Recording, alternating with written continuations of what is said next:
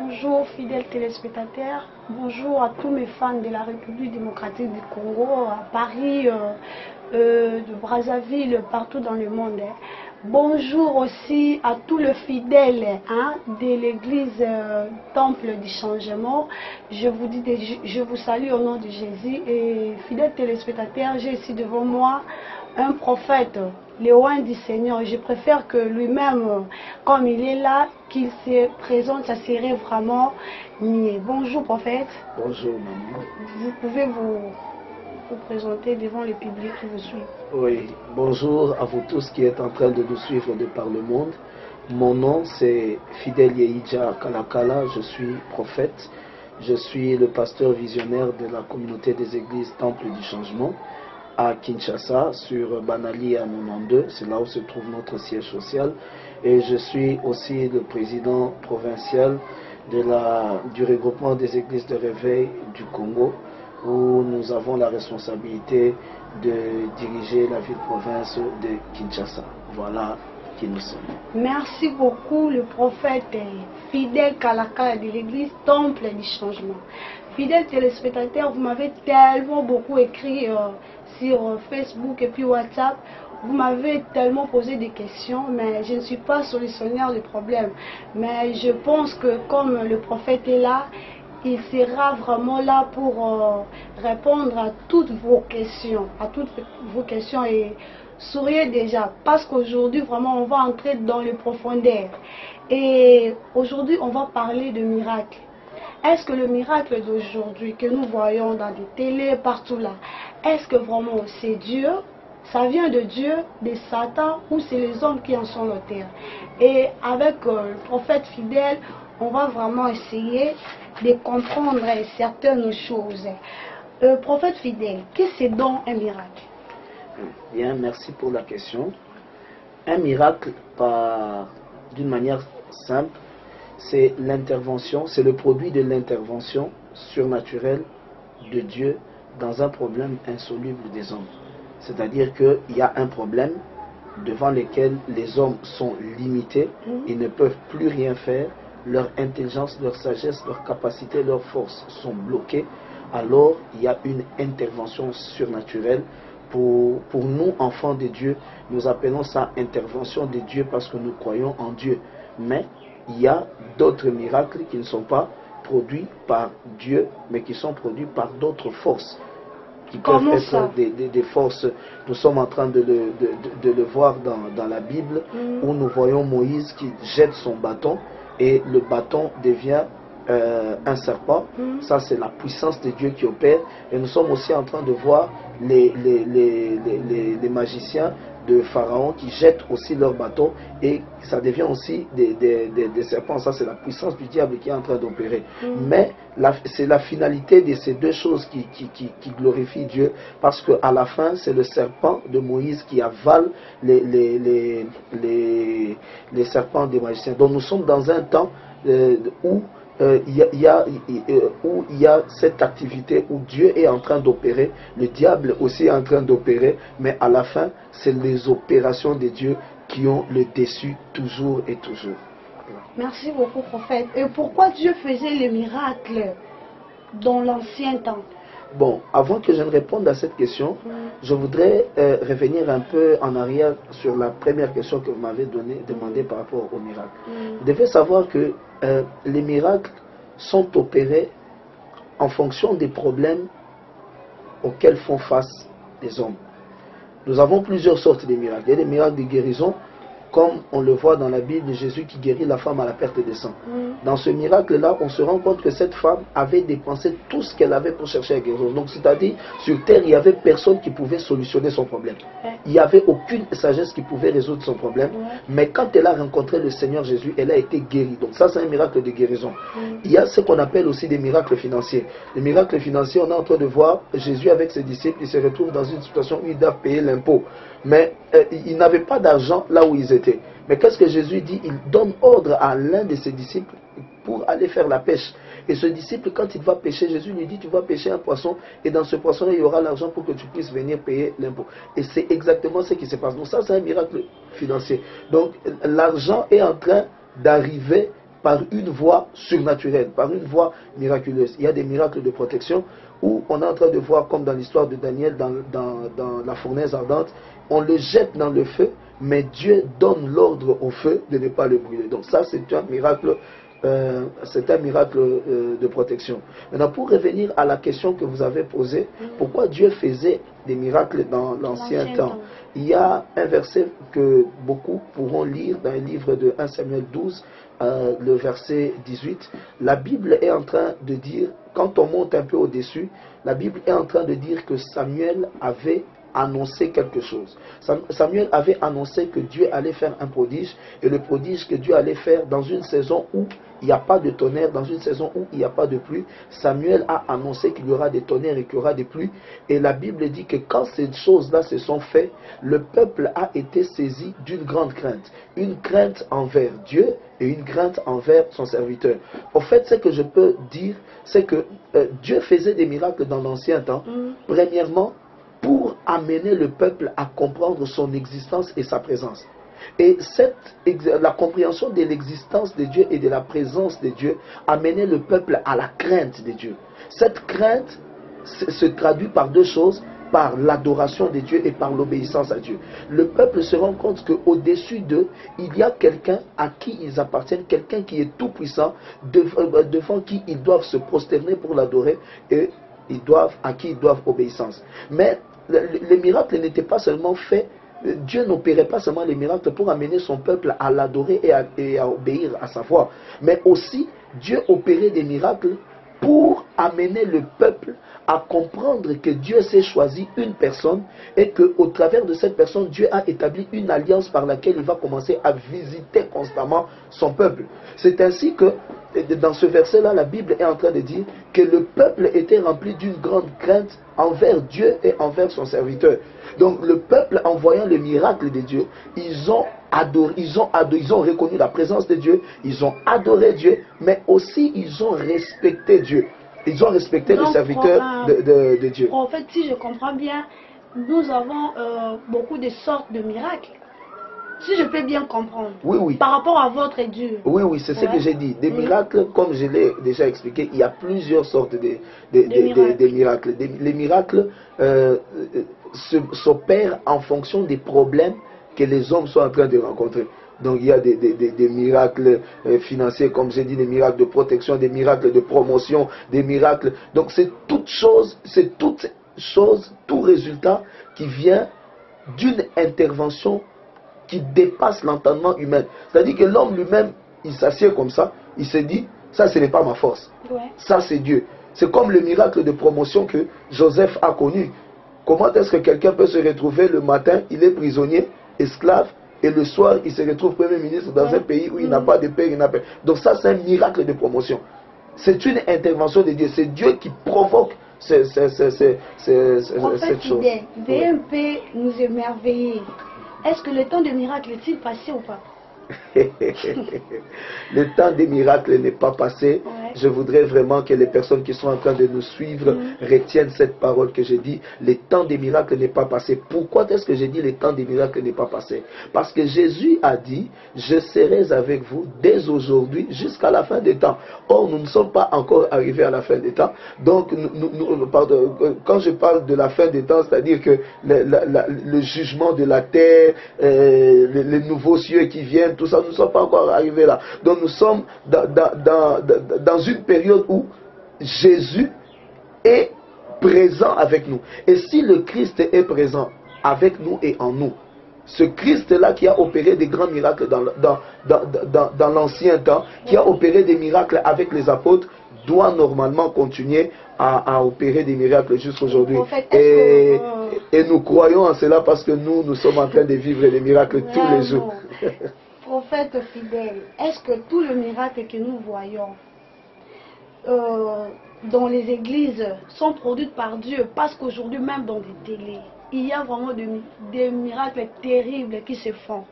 Au moins, on se comme oh lézard, oh nzete, oh tout ça vraiment. Qu'est-ce que vous pouvez dire aux fidèles téléspectateurs qui vous suivent maintenant. Parce que je sais que Léo.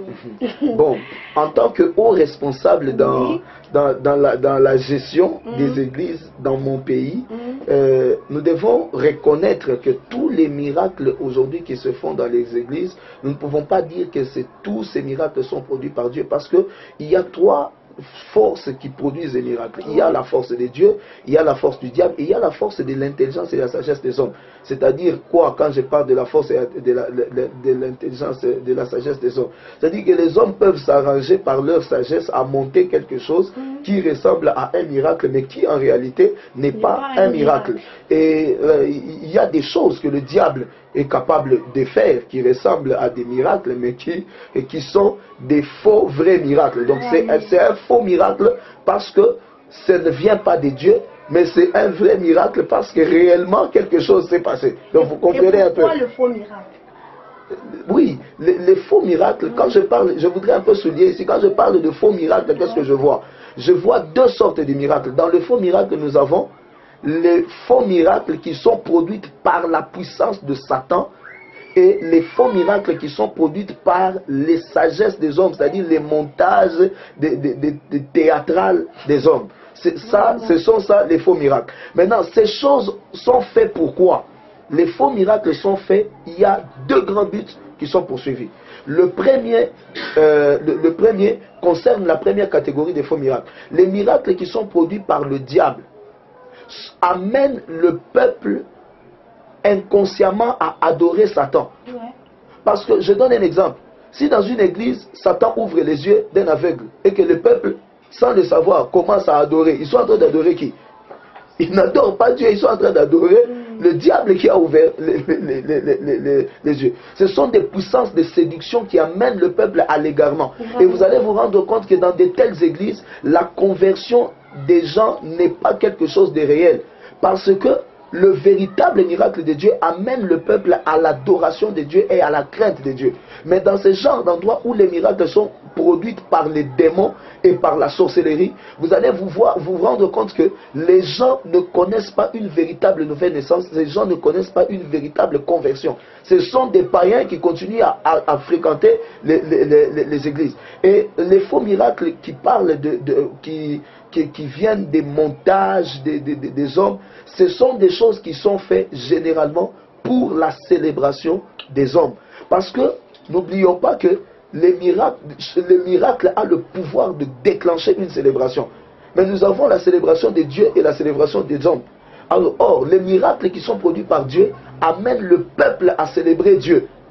Voyez? Et si le peuple va rendre grâce à l'homme de Dieu, il rend grâce à Dieu pour l'homme que Dieu leur a donné. Mais il y a dans certains endroits, vous vous rendez compte que les choses qui s'y passent font carrément de l'homme de Dieu, de l'homme soi-disant de Dieu, un Dieu carrément. Donc vous vous rendez compte que ça, ce n'est plus, on ne célèbre plus Dieu, on célèbre l'homme. On est entré dans un culte d'homme et c'est ça un peu le problème. Comment reconnaître un vrai d'un faux miracle? Comment on peut reconnaître? Parce qu'il y a d'autres qui sont ignorants par rapport à ça, mon cas, photo miracle. Koto boye muta akufa miso abikaki ye alandi azoeba même pas ko différencier faux ou vrai miracle. La clé pour connaître ces choses, c'est le discernement des esprits. Le discernement des esprits se trouve être aujourd'hui un don très important dont l'Église a besoin. Parce que le discernement des esprits vous permet de connaître ce qui est de Dieu et ce qui n'est pas de Dieu. Ce n'est pas pour rien que ce don-là a été libéré dans l'Église par le Saint-Esprit. C'est parce que Dieu lui-même est conscient. D'ailleurs, Jésus l'a dit, plusieurs viendront en mon nom. Vous entendrez parler de ceci et de cela. Mais le Saint-Esprit vient dans l'Église afin de libérer le don de discernement des esprits pour que le peuple soit capable de comprendre que ces choses qui sont en train de s'opérer, ça s'opère par la puissance de Dieu, et ces choses-ci ne sont point opérées par la puissance de Dieu.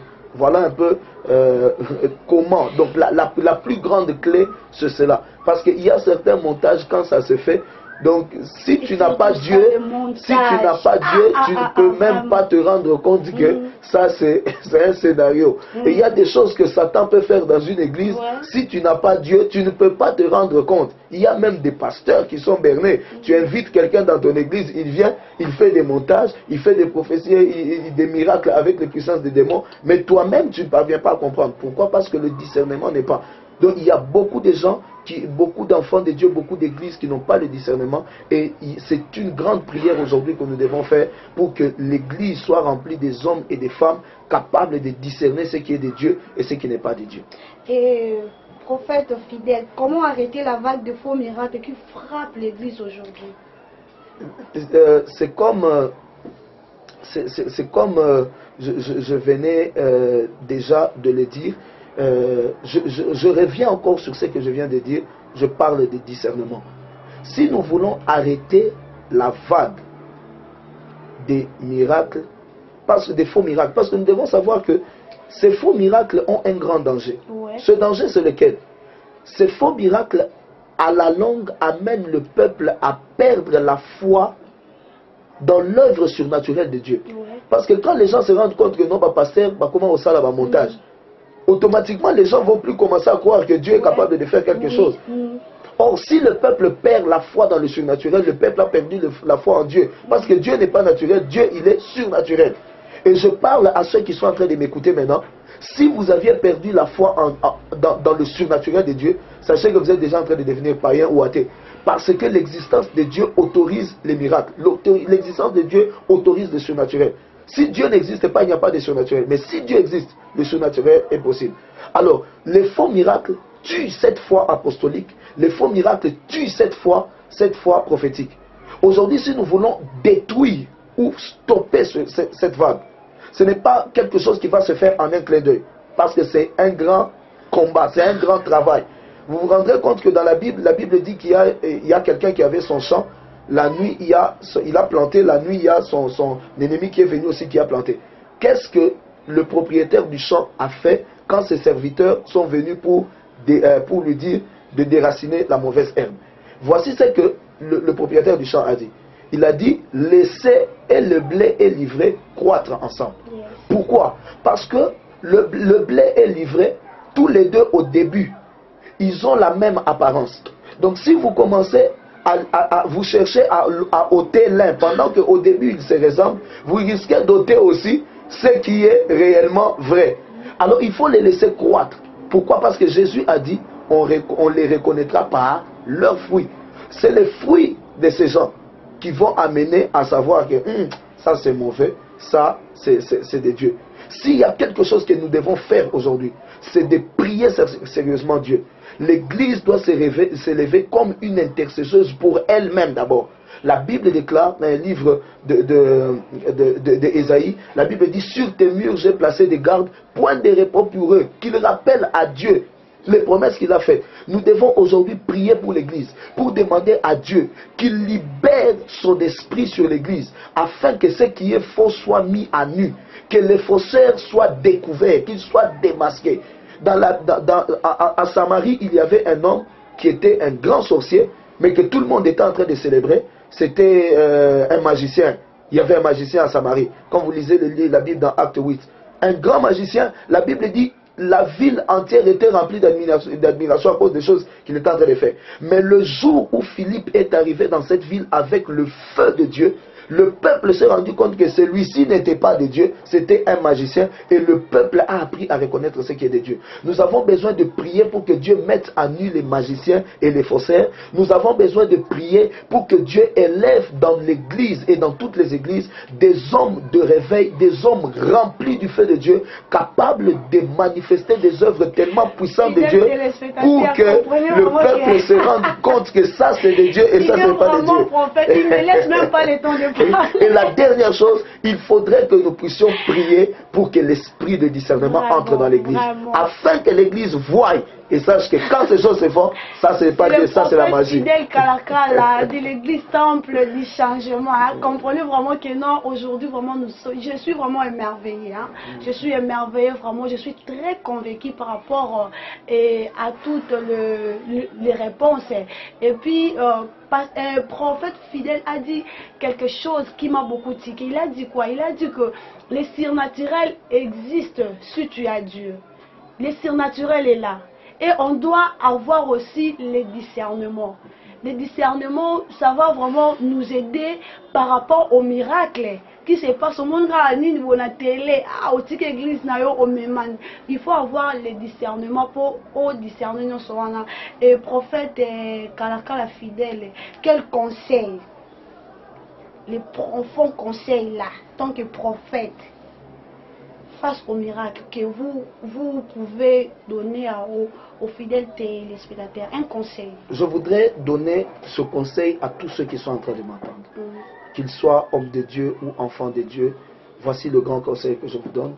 Nous sommes dans un temps de séduction, dans un temps d'égarement, où le diable a libéré une grande puissance de séduction et d'égarement pour embrouiller les têtes des gens, au travers de diverses sortes de choses. Le faux justifie l'existence du vrai, et le vrai justifie aussi l'existence du faux. Donc s'il y a le vrai, c'est qu'il y a le faux. S'il y a le faux, c'est qu'il y a le vrai. Mais la chose qui va vous aider à comprendre ce qui est vrai et ce qui est faux, c'est le discernement des esprits. Comment est-ce que vous allez avoir le discernement? Vous aurez le discernement premièrement par la connaissance de la parole de Dieu.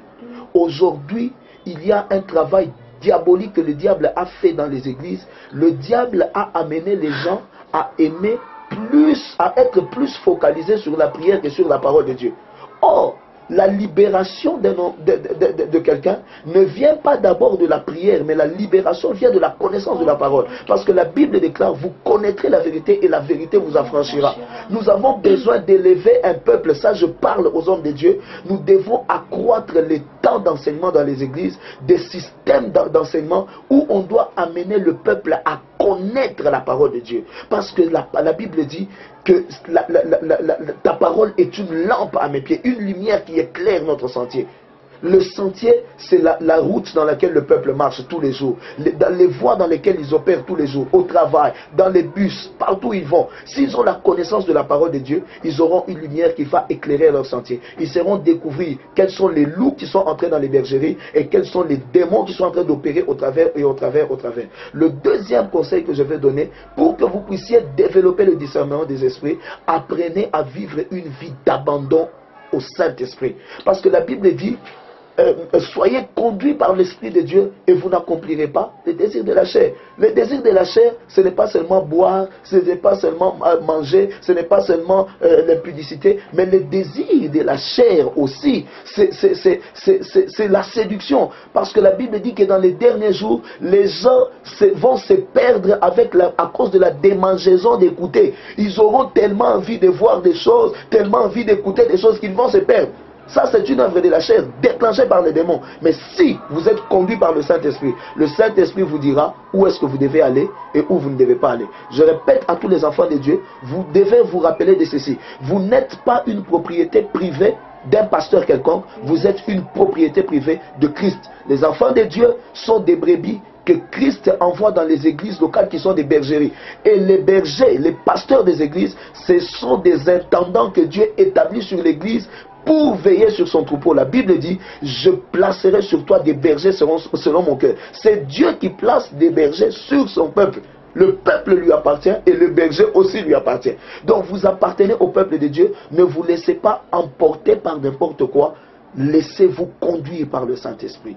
Je ne vous demande pas de quitter votre assemblée, parce que la Bible dit n'abandonnez pas vos assemblées. Mais je me pose la question, comment je vais continuer à rester dans une assemblée où je suis en train de me rendre compte par l'esprit et par les œuvres que Dieu n'est plus dans cet endroit et que c'est le diable qui est en train d'opérer. Pour ceux qui sont en train de prier dans des endroits où les démons sont en train de travailler, je prie que le voile de Satan qui bloque votre intelligence puisse tomber et que vous puissiez voir clairement ce qui s'opère au milieu de vous. Pour ceux qui sont en train de prier dans les endroits où réellement l'Esprit de Dieu est là, voici ce que je vous demande. Restez attachés à votre pasteur, même s'il ne ressuscite pas encore les morts, restez là, parce que ce qui va vous amener au ciel, ce n'est pas la résurrection des morts, mais ce qui va vous amener au ciel, c'est la compréhension de la parole de Dieu et la foi que vous avez en Dieu dans le respect des choses que Dieu vous demande. Voilà ce que je peux vous dire. Tellement nombreux nombreux pour suivre cette tranche réalisée par Précieuse Akambo, moi là-bas pasteur. Donc, pasteur, je suis là que pour eux. Donc, je sais que aujourd'hui, vraiment, mon union soit azur par naïe. Et pasteur fidèle, croyez-vous vraiment au miracle? Oui, moi je crois comme un fou dans les miracles. Et vous pouvez vous poser la question, pourquoi est-ce que je crois comme un fou dans les miracles? Parce que moi-même, je suis le produit d'un miracle. Ma mère qui m'a mis au monde ne m'était pas au monde, elle était stérile. Mon père l'avait d'ailleurs abandonnée parce qu'elle ne mettait pas au monde et il s'était trouvé quelqu'un d'autre. Et après elle a fait des fausses couches et puis elle était bloquée. Et puis dans sa solitude et dans sa souffrance, un jour il y a une vieille femme qui habitait dans une même parcelle avec elle, qui la voyait souvent triste et qui lui dit, mais toi, jeune femme, pourquoi tu es toujours triste comme ça? Il dit, non, regarde tel problème que j'ai, tout ça, tout ça. Et cette femme lui a dit, toi, tu es en train de pleurer pour la stérilité alors qu'il y a un puissant prophète de Dieu dans cette ville. Et cette femme a pris, ma mère, elle l'a amenée à l'église Nzambe Malamu. Et ce jour-là, ma mère était en train d'entrer dans l'église et l'homme de Dieu, le père du réveil de la RDC, cet homme de feu, cet homme de gloire dont nous bénissons l'esprit, cet homme a parlé prophétiquement sur ma mère. Il a dit, il a une femme dans cette salle aujourd'hui qui est stérile. Et au milieu des milliers de personnes qui avaient là, ma mère était la seule femme stérile qui avait ce jour-là. Et quand elle a parlé avec l'homme de Dieu, l'homme de Dieu lui a dit, si Dieu te donne un fils, qu'est-ce que tu en feras? Elle a dit, si c'est un garçon, il sera serviteur de Dieu, il sera prophète comme toi. Et l'homme de Dieu lui a dit, tu es Anne de la Bible. Ma mère était, en cette période-là, elle était encore catholique, elle ne connaissait pas même Anne, c'était qui? Elle a répondu seulement par la foi, oui, je suis Anne. Et l'homme de Dieu lui a dit, dans 9 mois, tu mettras au monde. Alors, la chose qui est compliquée, c'est que ma mère a dit à l'homme de Dieu, comment est-ce que dans 9 mois, je peux mettre au monde? Parce que je n'ai plus de mari, mon mari m'a quitté. L'homme de Dieu a dit, ainsi se fera-t-il comme moi, Heidi Nabala, je l'ai dit. Dans 9 mois, tu auras un fils. Et voici ce qui se passe. Le même jour, ma mère rentre à la maison.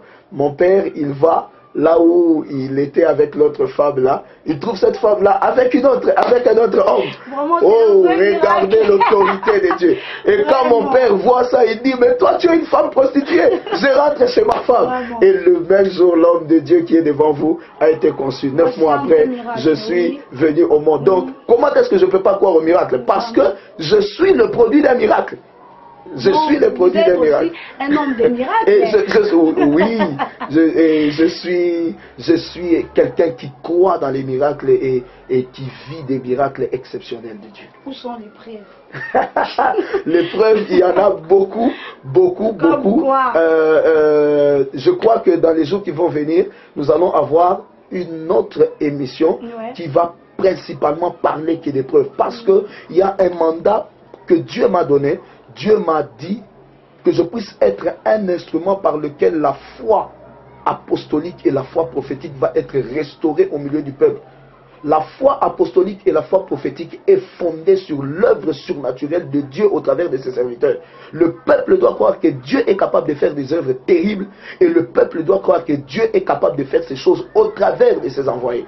C'est ça la foi apostolique, c'est ça la foi prophétique. Et dans notre église, nous sommes en train de vivre des choses terribles. Dans les jours qui viendront, vous verrez des témoignages exceptionnels, des gens qui ont vécu la gloire de Dieu. Je me rappelle encore d'un témoignage qui passera sur les chaînes dans les jours qui sont en train de venir, d'un garçon sur qui est tombé un panneau de près de 9 mètres sur 6, ce panneau, ils étaient à peu près 6, ce panneau a tué 5 personnes sur place. Le garçon, il est parti, on a conduit à Mamaebo. Quand il est arrivé à Mamaebo, il avait la colonne, multiples fractures de la colonne. Il ne pouvait plus se mettre debout.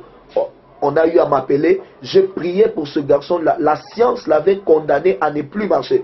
J'ai prié pour ce garçon au téléphone, la colonne a été restaurée, aujourd'hui ce garçon est en train de marcher. Il y a un autre que vous allez voir encore, ça c'est un pasteur qui a son église, le pasteur Michel, nous l'appelons généralement Wisdom, Michel Wisdom. Cet homme avait eu un cancer de la colonne vertébrale.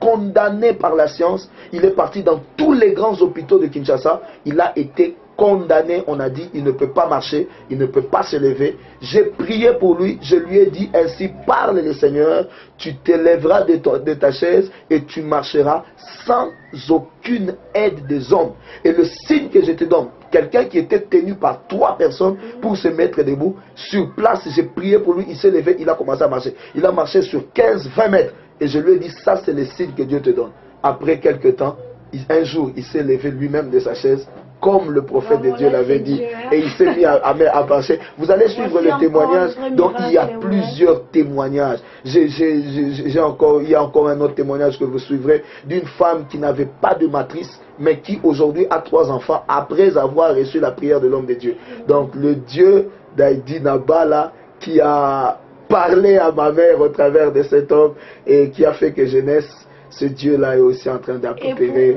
au travers de moi. Pourquoi on vous appelle prophète au lieu même d'apôtre, évangéliste? Pourquoi vous êtes prophète?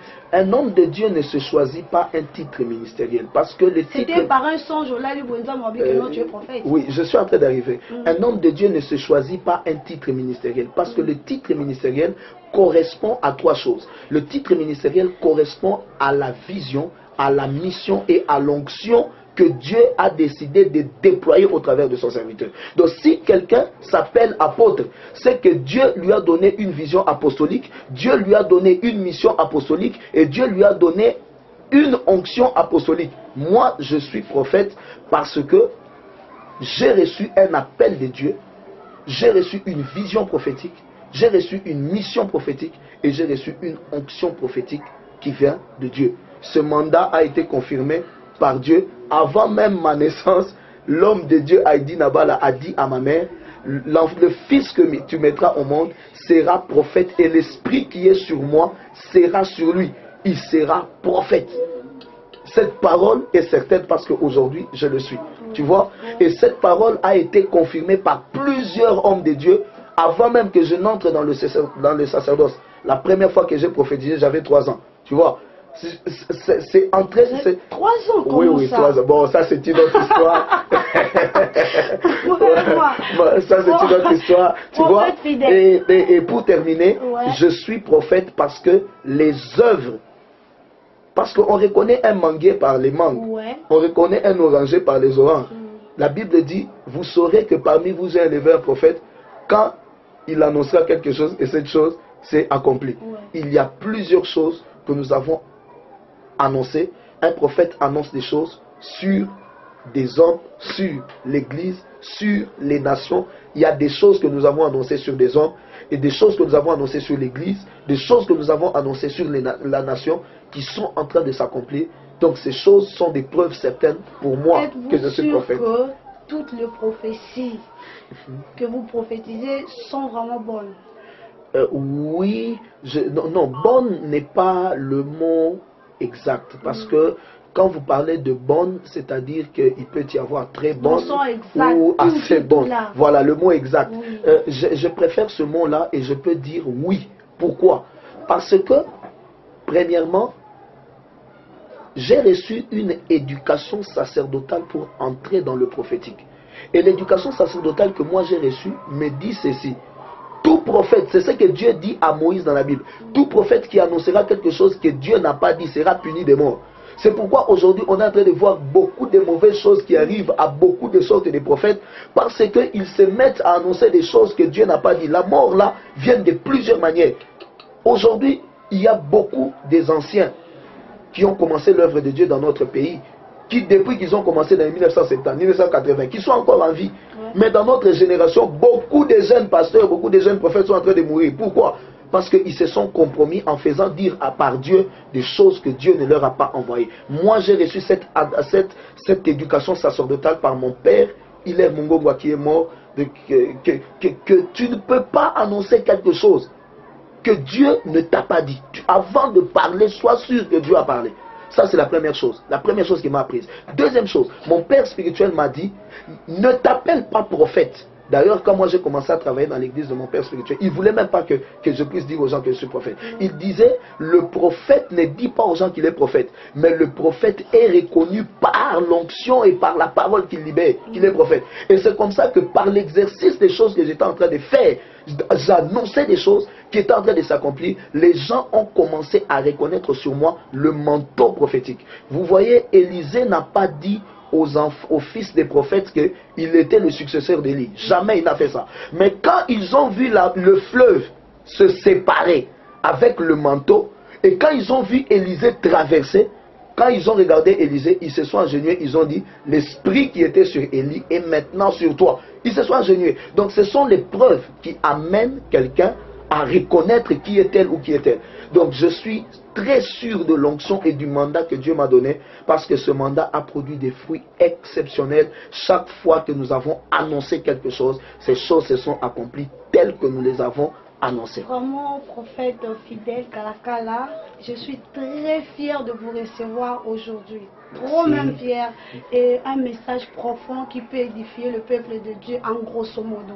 Je voudrais dire à tous ceux qui sont en train de me suivre, vous êtes aimés de Dieu, et le plus grand signe que Dieu vous a donné de son amour, ce n'est pas l'argent que vous avez, ou ce n'est pas la beauté que vous avez, mais c'est le don gratuit que vous avez reçu de la personne de Jésus. La Bible déclare, car Dieu a tant aimé le monde qu'il a donné son Fils unique. Si tu crois que Jésus est un don pour toi, alors tu es aimé de Dieu. Et quel que soit le problème par lequel tu passes aujourd'hui, retiens ce que je t'ai dit. La Bible dit, après toutes ces choses, nous sommes plus que vainqueurs par celui qui nous a aimés. Je prie pour vous dans le nom de Jésus, que l'amour de Dieu qui est libéré sur vous par la personne du Christ et qui vit en vous soit maintenant le sceau de votre victoire. Laisse qu'avant la fin de cette année, que vous puissiez voir la victoire dans le problème que vous avez et que vous puissiez certifier que Dieu vous aime. Voilà le grand message que je peux vous donner. Merci beaucoup.